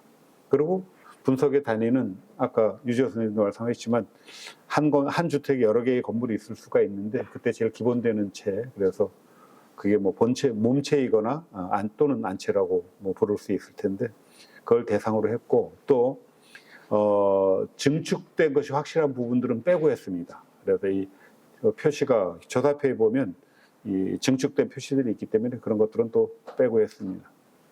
그리고 이제 마루의 발생 초기를 다루기 때문에 마루를 조금 폭넓게 보고 여러 가지 종류로 나눠서 봤습니다. 그래서 툇마루도 보고 온칸마루도 있고 그거 말고도 반칸마루라고 저희들이 이제 명칭을 새롭게 붙인 것이 있는데 툇마루를 안쪽이나 하고 바깥쪽으로 조금 확장한 경우입니다. 그래서 반칸마루, 그렇지만 아직 온칸은 한 칸은 다 쓰지 않는 그런 경우 얘기를 하고 이외에 봉당이나 터방 같은 것들도 그냥 마루로 넣었습니다. 그래서 그런 것들을 다 해서 나중에 전체 면적 계산할 때는 마루류라고 해가지고 면적 비교할 때는 사용을 했습니다. 전체 327채 중에서 마루, 이때 마루는 온칸마루 얘기를 하는 겁니다. 그냥 다른 말 없이 마루라고 할 때는 온칸마루를 의미하는 건데 온칸마루 사용한 게 50채에서 사용을 했습니다. 그러니까 15.3%고 그 다음에 툇마루만 사용한 경우인데 툇마루만 사용하는 경우가 203채가 됩니다. 그래서 마루를 사용한 전체를 합하면 253채가 되고 마루가 전혀 없는 것이 74채. 생각보다 저희 연구 대상 중에서 꽤 많죠. 네. 도립칸 수별로 해서 봤더니 예상했던 대로 혹은 다행스럽게도 온칸마루는 4칸 집에서 처음 등장하는 것이 맞습니다. 맞고 3칸 집에서는 아직 없고 그러니까 제가 저 말을 했을 때는 왜 김홍식 선생님 자료를 보고 이걸로 한번 해봐야 되겠다 생각했냐면 김홍식 선생님 자료만큼 많은 집을 보지 않고 한 얘기이기 때문에 또 전국적으로 빠진 지역이 있을 수도 있기 때문에 그랬었는데 그러니까 제가 본 것 안에서 한 얘기였고 이거는 이제 이걸로 검증을 받아보고 싶었던 거죠. 어떻게 보면 그런데 확인이 되었고 대신 이 툇마루 같은 경우는 꽤 많습니다. 툇마루 같은 경우는 지금 보시는 것처럼 2칸 집에서도 4채 중 3채, 3칸 집에서도 68%, 4칸 집에서는 57%, 그래서 꽤 많은 거를 사용하고 있음을 알 수가 있습니다. 다른 한편으로는 이 보방량 발달, 보방량 확대랑 관련지어 가지고 봤는데 보시는 것처럼 호집보다는 퇴집, 퇴집보다는 전후 퇴집, 그 다음에 겹집 이렇게 보방량으로 확장될수록 마루의 사용이 늘어난다. 그래서 볼 수가 있고 특히 툇마루를 포함한 마루류의 사용이 크게 늘어나는 것을 확인할 수 있었습니다. 세 번째는 칸 단위로 본 건데 이번 챕터에서는 칸 단위로 보지 않고 면적을 억지로 한번 구해봤어요. 그러니까 궁금했던 거는 도립방량 확장이 더 크게 영향을 주느냐 혹은 보방량 확장이 더 크게 영향을 주느냐. 앞선 퇴칸의 유무 혹은 도립방량 칸수의 비교에서 볼 때는 분명히 퇴칸 발달이 더 크게 영향을 미쳤어요. 그런데 진짜 그 문제일까? 안 그러면 이게 구조의 문제일까? 안 그러면 전체 면적의 문제일까를 보기 위해서 면적을 했고 그 면적을 계산하기 위해서 조금 무리한 방법을 썼는데 실측도의 치수가 다 나와 있긴 한데 그 치수들을 다 그 실제 치수를 넣고서 계산할 수가 없으니까 그 택한 늘어난 것을 그 정상적인 한 칸에 10분의 몇이냐 이렇게 캘리브레이션 해가지고 그걸로 모듈을 썼습니다. 그래서 지금 보시는 것처럼 0.3모듈 정도 나가 있다, 0.2모듈 혹은 0.4모듈 이런 식으로 보는 거죠. 그렇게 길이 단위로 해서 그걸 곱해가지고 면적을 계산을 했습니다.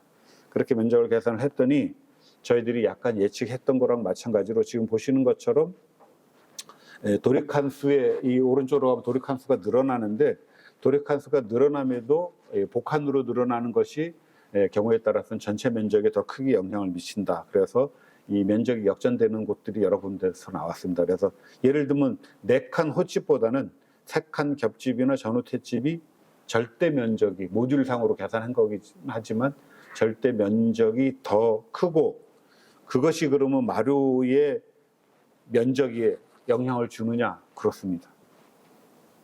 그래서 기본적으로 마루의 사용 비율, 또 마루류의 면적이라고 하는 것은 전체 면적에 비례한다, 이렇게 말하는 것이 조금 더 정확할 것 같습니다. 그런데 전반적으로 그렇게 가는데, 온칸 마루의 마루류의 면적이라고 하는 측면에서는 또 하나 말을 안 듣는 다른 결과를 보여주는 게 있는데, 3칸 겹집의 경우가 다르게 보입니다.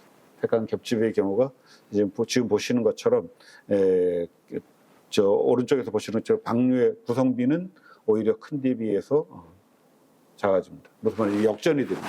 순서대로 가면 3칸 겹집이 더 많아야 되는데 더 작아진다. 이 얘기는 무엇을 의미하느냐? 이 얘기는 겹집의 발달이라고 하는 것이 기본적으로 주택 전체의 면적을 늘리겠다라는 욕심이 아니라 방의 수요를 늘리겠다라고 하는 구체적인 목적에 의해서 생겨난 것이다. 이것은 사실은 제가 조선 후기 주택 겹집화 현상이라고 하는 논문에서 그때는 이렇게 면적으로 한 게 아니라 조선 후기의 사회경제적 변화랑 관련지어 가지고 설명했는데, 주장했었는데, 그 주장에 일치한다고 저는 그렇게 보고 있습니다. 저는 이것 때문에 이렇게 생겨난 현상을 겹집으로 불러야 되기 때문에 아까 유재호 선생님 발표하신 그 지역의 집들을 겹집이라고 부를 수 있는 것이 맞는데도 불구하고 구분하기 위해서 그거를 양통집으로 부르는 게 맞지 않을까, 그렇게 다른 책에서 주장을 했던 겁니다. 그러니까 뭐 다른 특별한 의미가 있는 게 아니라 두 종류의 조선 후기의 방의 발달, 보방량의 확장과 방이 두 줄로 생기는 현상을 겹집으로 설명하려면 저쪽 거는 양통집으로 가는 것이 맞다. 이제 북한집이랑 관련해서 그렇게 얘기를 했었던 것입니다. 마루의 형식이랑도 한번 비교를 해봤는데, 여기에서는 뭐가 좀 특별하게 좀 나타나냐면 방칸마루의 경우가 조금 특별하게 좀 나타납니다. 지금 오른쪽에서 보시는 것처럼 세 칸이 확장되면 전체적으로 마루의 툇마루의 구성비가 늘어나야 되는데 줄어드는 것이 있습니다. 경우가 생기는데, 그런 것들이 뭐랑 관련이 되느냐? 온칸마루에서는 늘어났다 줄어들었다 해서 큰 의미가 없는데, 방칸마루에서 지금 보시는 것처럼 역전되는 현상들이 또 일어납니다. 역시 이것도 방칸마루라고 하는 것도 누구한테 밀린 거냐? 저는 방한테 밀린 거라고 지금 생각을 하는 겁니다. 이 그림에서 보시는 경우가 방칸마루고, 아까 유재호 선생님이 보여주신 자료 속에서도 방칸마루라고 부를 만한 것들이 좀 있었습니다. 그러니까 툇마루보다는 앞으로든지 바깥쪽이든지 안쪽으로든지 조금 확장된 그런 모습들을 볼 수가 있었습니다. 네 번째에서는 다른 주택 유형들이랑 비교를 해봤습니다. 그래서 5칸 집을 한번 비교를 해봤더니 5칸 집이 되면 툇마루를 갖는 경우까지 포함하면 사실상 100% 마루가 있고, 온칸 마루의 사용도 80% 수준에 올라갑니다. 그러니까 폭발적으로 늘어나서, 아까 제가 처음에 다행스럽게 4칸 집에서 마루가 등장하기 시작한다, 이 말이 맞았다 그랬는데, 그 말은 맞지만 그때는 아직까지 부분적으로 등장하고, 마루가 일반화되는 것은, 일반적인 공간 구성 요소로 자리 잡는 것은 5칸 집이 되어야 그렇다, 이렇게 말하는 것이 말을 할 수가 있고, 그 다음에 소형주택에서 복한의 확장이라고 하는 것이 마루로 면적을 키우거나 마루의 형식을 한번 올리거나 하는데 크게 영향을 주었던 거랑 달리, 옥한집에서는 폐칸 발달이랑 마루 발전이랑 마루 면적 늘어나는 거랑 관계가 없이 5칸 집부터는 그냥 마루는 오히려 더 작아지는 경우도 전체 구성비에서는 등장한다, 이런 걸 볼 수가 있습니다. 그래서 5칸 집부터는 이미 기본적인 공간 사용들의 기본 방, 마루, 부엌이라고 하는 기본 요소들의 확보는 끝난 상태다, 이렇게 오히려 볼 수가 있다. 마랫집도 이제 특별한 경우로서 이제 마래가 있는 전남 도서해안집의 마랫집들을 비교를 해봤는데, 보시는 것처럼 마래가 있는 경우에 따로 온칸마루를 갖고 있는 소형주택은 없습니다. 그래서 여기를 미루어서 이제 말할 수 있는 바는, 주장할 수 있는 바는, 말에는 마루의 기능 일부를 가지고 간 것이다. 그래서 그러고 나면 나머지 부분의 툇마루는 마루가 가질 수 있는 여러 가지 기능들 중에서 뭐 의뢰 기능이나 수납 기능 같은 것들을 절로 보내고 부분적인 기능이 생활의 이 부분적인 기능이 남는 것이다, 이렇게 볼 수가 있다는 거고, 그다음에 오늘 여러 선생님들 발표에서 중복돼서 나온 제주도집에 대해서도 비교를 해봤는데, 제주도집은 기본적으로 양통집 구성을 하고 있는 것이 많아서 소형 주택의 범위를 4칸까지는 하지 않고 2-3칸으로 줄였습니다. 2-3칸으로 줄였는데, 두 칸 집에서는 12채 중에서 2채, 3칸 집에서는 129채 중에서 127채에서 마루 상방이 있습니다. 그리고 그것을 아까 우리가 면적 모듈 계산한 것처럼 그렇게 환산해가지고 계산을 해보면 대개 육지집하고 면적비로 치면 마루 발생이 비슷합니다. 그래서 이게 후지시마 가이지로가 1925년에 주장한 걸로 치면은 마루 발생이 난방기 원소를 주장을 하는데, 관계없이 사실은 마루의 사용이라고 하는 것은 면적상 육지집이랑 거의 같은 정도가 아닌가.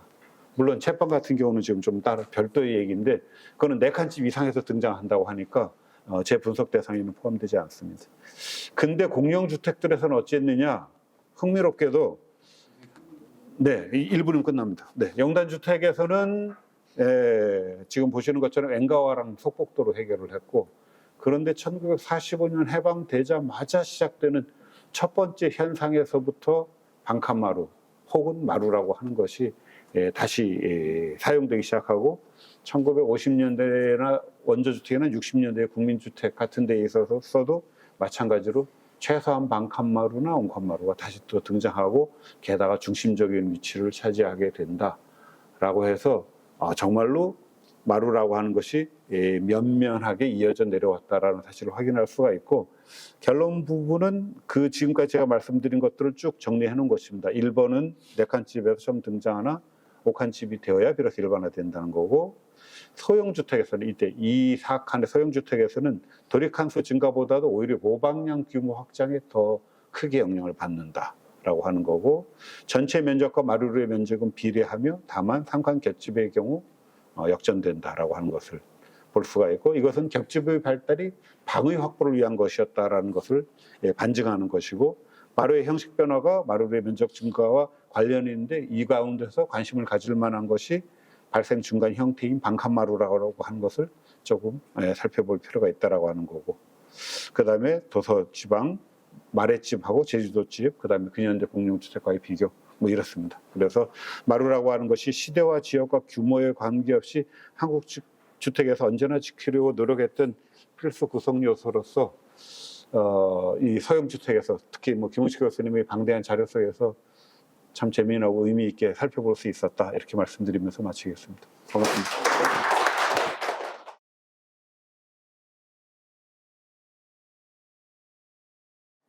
풋풋한 신입회원이 된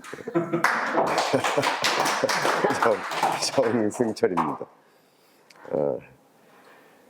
저는 방언을 전공으로 하는데요. 단어의 역사적인 변천에 대해서 굉장히 관심을 많이 가지고 있었는데, 이번 팀에서 저를 공동연구원에 동참할 수 있는 좋은 기회를 주셔서 이와 같은 연구를 하게 됐습니다. 저는 다른 선생님들처럼 말을 잘 못하기 때문에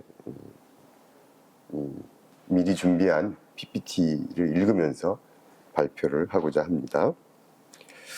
머릿말은 넘어가겠습니다. 자료인데요. 김홍식 2000과 1992 두 업적에 크게 의지하고 있다는 말씀이고요. 김홍식 2000은 한국의 전통 민가를 지역 중심으로 분류, 서술한 업적이고요. 후자는, 그러니까 1992는 구조 및 기능을 중심으로 전통 민가를 분류, 서술한 업적입니다. 그래서 전자는 일부 공간어의 방언 분포를 확인하는데, 그리고 후자는 각 공간의 용법을 확인하고 정리하는 데 유용한 업적이라고 할 수 있겠습니다. 그런데 이 두 업적이 군별로 한국의 모든 지역을 다 망라한 게 아니기 때문에 전국 방언 분포의 확인을 위해서는 국립국어원 2011, 김광원 1988, 조성기 2006, 그리고 기존 출간된 여러 방언 자료집 등을 더 참조해 가지고요. 해당 단어들의 방언 분포를 보충 기술해 주기로 합니다. 특히 국립국어원 2011은 도별로 7개 지역을 조사 정리한 방언 조사 보고서고요. 김광원, 조성기 등은 전라도나 경상도 자료를 비교적 많이 포함한, 그래서 김홍식 이천 자료를 보완할 수 있는 그러한 민가 관련 연구서들입니다. 그러므로 이들을 모두 참조하면 제한적이나마 일부 공간어에 한해서 전국 방언 구획을 시도해 볼 수가 있습니다. 그런데 조사의 목적과 방법, 시기를 달리하는 여러 자료들을 한데 통합해서 방언 구획 작업을 수행했기 때문에 자료가 좀 균질적이지 않다 하는 그런 한계가 있다는 점을 여기서 말씀을 드려둡니다. 이제 본론이 되겠죠. 이 논문은 안채의 주거 공간 관련에 대한 어휘사적 검토를 목적으로 합니다. 어휘사는 일정 부류에 속하는 단어들의 시간적, 공간적 변화를 총체적으로 기술하는 분야이므로 문헌 자료에 기반한 역사 정보와 방언 자료에 기반한 지역 정보 모두 포괄해야 진정한 어휘사의 서술이 가능합니다. 이러한 점을 감안할 때 전국적인 방언 분포 자료의 확보는 어휘사 서술의 전제가 되겠죠. 이 논문에서는 안채의 공간어 중에서 현재 시점에서 전국 방언 구획 자료를 어느 정도 갖춘 안방, 건넌방, 마루의 세 단어로 대상을 한정하고 논의를 진행을 하도록 하겠습니다. 먼저 안방입니다. 표준 국어 대사전에는 안방과 큰방이 거의 같은 말로 풀이되어 있습니다. 하지만 이들의 방언 분포를 고려할 때 이 두 단어는 지역적 변이형으로 판단이 됩니다. 다음 지도 1에 따르면 안방은 안방, 그리고 큰방, 그리고 큰 구들 이렇게 세 부류로 나뉘는데요. 지역적으로도 전국을 3분하고 있습니다. 안방은 그것이 표준어이니까 전국적으로 산발 분포해 있다는 것을 지도를 통해서 알 수 있습니다. 이것은 군별로 기호를 주어가지고 표시한 지도고요. 이렇게 보면 잘 알아보기가 쉽지 않으니까 이것을 이렇게 해서 쉽게 알아볼 수 있도록 그림을 그렸습니다. 안방이 어디서 쓰이고 큰 방은 어디서 쓰이고 큰 구들이 이렇게 쓰인다는 것을 알 수가 있습니다. 이런 지도를 그리는데 지도 작성 프로그램이 현재 있긴 합니다. 그런데 저는 수작업으로 지도를 그리는데요. 왜 그러냐면 이 수작업을 하고 있으면 초집중을 하고요. 그러한 작업에 의해서 스트레스 해소가 되기 때문에 저는 언제나 수작업으로 지도를 그리고 있습니다. 개론서를 제가 썼는데요. 개론서에 있는 지도도 거의 다 제가 수작업을 한 건데 수업 시간에 학생들한테 수작업을 한 거라고 얘기하면 놀랍니다. 왜 놀라는지 한번 보시면 나중에 되겠죠. 책을 사시라는 말은 아닙니다. 문헌상으로 안방은 16세기에 처음 등장합니다. 안방 이전에는 아마도 큰 방, 작은 방이라든지 뭐 위아랫방, 윗방, 아랫방, 안방 이런 등의 관형어를 사용해가지고 방들을 구분했을 거라고 생각합니다. 그러다가 온돌이 전국적으로 확산이 되고 겹집화 등에 의해서 가옥 구조가 점점 복잡해지죠. 그러면서 또 남녀의 이분법이 건축 양식에 반영되기 시작했다는 걸 이번 연구하면서 제가 배운 겁니다. 그래서 그것이 마침 또 16, 17세기인데요. 이 시기에 마침 또 용어가 튀어나오기 시작을 합니다. 물론 많이 나오는 건 아니지만요. 중부 지역을 중심으로 아마 안방이 한 단어로서의 지위를 확고히 하게 된 것으로 판단됩니다. 큰 방은 19세기부터 나타나고요. 광천자문도 지역마다 여러 개가 나왔는데요. 광주에서 나온 천자문에 구돌방이라는 풀이가 있습니다. 이걸 제외하면 방의 뜻으로 쓰인 구들의 용례는 문헌에서는 발견되지 않습니다. 실제 문헌의 예들을 뽑아가지고요. 쭉 정리를 했는데요. 안방에 날 적이어도 안방에서 나갈 때면 띠 아니 띠죠. 관복의 띠를 띠지 않은 적이 없다. 그러니까 항상 예의를 차려서 다닌다. 이런 문장에서 안방이 나오고요. 큰 방의 경우는 이건 이 한중록이니까 정조 어머니잖아요. 그래서 궁궐 얘기가 좀 많이 나옵니다. 그래서 정성왕후께서 상시에도 평소에도 대조전 큰 방에 거처 하시되 이런 여기에 큰 방이 나오고요. 구두는 아까 말씀을 드렸습니다. 제주도의 구들이 방의 뜻으로 쓰이는 것은 아마 제주도 온돌이 선대 구조를 유지하는 데에서 비롯한 것으로 생각이 듭니다. 전통 가옥의 경우에 남방 취사 교명의 온돌 구조를 가진 다른 지역과 달리 제주도에서는 온돌이 난방 전용으로만 사용되기 때문에 방 대신에 선대형 구들이 여전히 사용되고 있다고 말씀드리는 겁니다. 두 번째로 건넌방입니다. 표준 국어 대사전에서는 건넌방과 작은 방을 다르게 풀이하고 있습니다. 그런데 이들과 관련된 방언 분포 지도를 그려보면요 거의 배타적이에요. 그런 점을 감안하면 위 두 형태는 지역적 변이형으로 판단됩니다. 다만 이 단어의 방언 분포를 건넌방에 건너에 있다는 사전적 뜻에 전적으로 의지하게 되면 가옥 구조가 지역마다 다르니까 전국 방언 지도를 그릴 수가 없습니다. 그래서 이 논문에서는 건넌방이 아니라 제2의 방을 대상으로 건넌방의 분포를 기술하고 그에 대한 어휘사를 서술을 하도록 합니다. 지도 2에 따르면은요 아직 보시지 못했지만요 건넌방의 방언형은 크게 건넌방, 작은 방, 사랑방 또는 상방 그리고 좁은 구들 네 부류로 나뉩니다. 인접해 있는 분포에 근거할 때 사랑방과 상방의 기호는 같았으리라고 생각을 하고요. 상방은 사랑방에서 리을이 탈락한 형태라는 점을 알 수 있고요. 그리고 지도에서 모방이 전남과 경남의 해안가를 중심으로 분포하고 있다는 것을 알 수 있고요. 물론 건넌방은 표준어니까 전국적으로 산발 분포하게 됩니다. 이것도 역시 군별로 기호를 주어서 그린 지도고요. 이것을 또 스트레스 해소용으로 정밀하게 또 그리다 보면 이렇게 됩니다.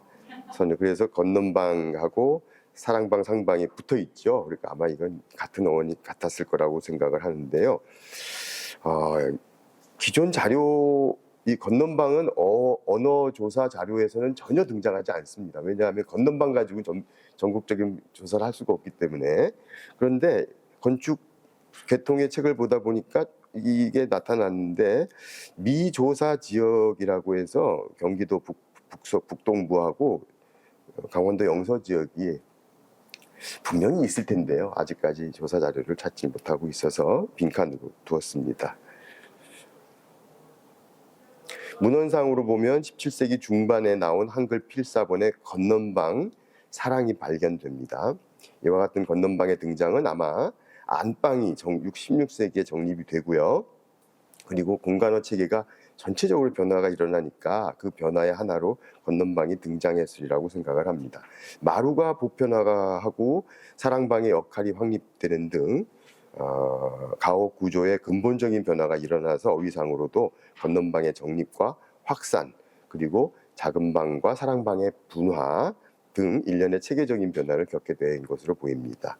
관영어 큰 조군에 의해 대립하고 있는 제주도의 조군구들은 앞에서 말씀드린 것과 같습니다. 문헌의 예를 보면 건넌방에 병자호란 때 조애중이라는 양반집 마님이 피난 다니면서 쓴 일기인데요. 그러면서도 건넌방에 구두를 고쳤다 이런 표현이 나오는 거 보면 하인들이 고생을 많이 했을 것 같습니다. 사랑방은 송시열이 자기 딸 결혼할 때 준 개녀서라는 책에 사랑에 손님이 오면 엿보지 마 가서 그런 문장이 나오는 것을 발견을 했습니다. 궁금해하지 말란 뜻입니다. 세 번째로 마루에 대해서 말씀드립니다. 표준국어 대사전에서는 마루와 대청을 달리 풀이하고 있습니다. 문면에만 의지하면 대청이 마루보다 더 큰 공간을 가리킵니다. 문헌상으로는 16세기에 이래로 마루가 줄곧 쓰이는 가운데 한자어 대청이 17세기 이후에 등장을 합니다. 문헌을 먼저 보시면은요, 이게 연려들을 기록해 놓은 건데요. 연려라면은 밤에 마루의 날이다라는 얘기는 마루에서 내려오지 말라 이런 뜻입니다. 밤에 집을 나가지 말라, 연려라면 그런 뜻입니다. 여러분들은 별 관계 없으리라고 생각을 합니다. 대청 마루하며 대충 마루이며 또 뜰하며 뜰이며 방하며 방이며 다 좋게 깨끗하게 쓸고 할 때 대청이 나타나는 걸 알 수 있습니다. 마루의 어원과 관련해서는 산마루 할 때 꼭대기의 마루하고 또 어떤 사물의 첫째라든지 기준을 나타내는 마루라는 뜻이 단어가 있는데요. 이 단어들과의 동계설이 어원이 같다라는 그런 주장들이 건축 계통의 책을 보다 보니까 꾸준히 제기되어 있는 것 같아요. 그런데 이러한 견해의 국어사적 근거는 매우 약합니다. 아니라고 해야 될 것 같습니다. 아래아와 아가 뚜렷이 구별되던 16세기에 마루 1, 2는 아래아의 마라로 나타나는 반면에 마루 3은 우리의 마루는 마로 윗아자를 써서 마로로 나타납니다. 현재까지도 아래아를 아와 구별해서 발음하는 제주방언에서 마루 1, 2가 아래아의 머를이고요. 마루 3이 마리로 달린 칠연된다는 점도 이러한 동계설을 부정하는 근거가 됩니다. 다소 복잡해 보이지만 다음 지도 3에서 보듯이 마루의 방언형은 크게 마루계, 청계 그리고 무슨 방계로 나뉩니다. 마루계의 마루는 경기 충청 강원도 전북, 그리고 마리는 경상도 제주도 전남, 그리고 청은 경상도 남동부 부산을 중심으로 한 그 지역에, 그리고 X방계는 X방하니까 약간 좀 이상해 보이긴 하는데요. 토방 등은 전남 서부 지역, 그리고 상방은 제주도에 사용되는 어형입니다. 이 지도를 또 역시 군별로 그렸고요. 이 지도를 제주도 사람들은 별로 안 좋아합니다. 왜냐하면 제주도가 부산 아래에 있다고 생각을 하는데 이 밑그림이 이거밖에 없어서 이렇게 사용을 하고 있습니다. 이걸 이렇게 그리면은요, 마루계가 마루와 마리계로 또 나눠지는 것 같습니다. 근데 마리계에 부산 중심으로 청이 출현해가지고 마리를 밀어낸 것 같고요. 그리고 마리계와 마루계가 퍼지는데 전남의 토방계가 거기서 계속 저항을 하고 있는, 예전 단어를 계속 쓰고 있는 그런 지역이라고 생각을 합니다. 제주도에는 물론 마리가 쓰입니다. 방언 분포상으로 약간의 부연이 필요합니다. 순전히 분포에만 의지할 때 청은 과거 특정 시기에 부산 인근 지역을 중심으로 세력을 확장해서 마리 지역을 잠식해 간 것으로 보이고요. 아까 말씀드렸듯이 전남 서부 지역의 토방은 어떠한 이유로든 마루의 전파에 대항해서 이전 시기의 어형을 고수하고 있는 것으로 생각이 됩니다. 그 이외에 마레라든지 말캉이라든지 이런 단어 또는 마룽 이런 단어도 출현하는데요. 이것은 말들이 접촉해가는 과정에서 출현한 어형이라고 생각을 합니다. 이제 금방 끝내죠. 네, 공간어의 변화는 가옥 구조의 변화와 밀접하게 관련됩니다. 문헌상으로 볼 때 주거 공간 관련어들은 16, 17세기를 거치면서 어휘 체계 면에서 큰 변화를 겪었습니다. 따라서 이러한 체계상의 변화는 아까 말씀드렸듯이 한국의 전통 가옥이 16세기에서 17세기 전반기 사이에 매우 큰 구조적 변화를 경험했다는 사실을 반영한다고 할 수 있습니다. 그리고 또 19세기에 들어서면은요, 주거 관련 공간어들이 한글 문헌에 아주 빈번하게 출현합니다. 이런 걸 통해서 보면 전통 가옥 구조 및 이들의 공간어 체계는 19세기에 이르러서 최종 정립됐다, 그러니까 보편화됐다고 할 수 있겠죠. 그런데 물론 제한된 자료를 가지고 하기 때문에 문헌 자료에 양적 증대가 있었고 또 질적으로도 여러 분야에 나타나게 되었던 그런 문헌들이 나타나게 되었던 데에 기인한 결과로 해석하는 일도 가능합니다. 이것으로 발표를 마치겠습니다. 고맙습니다.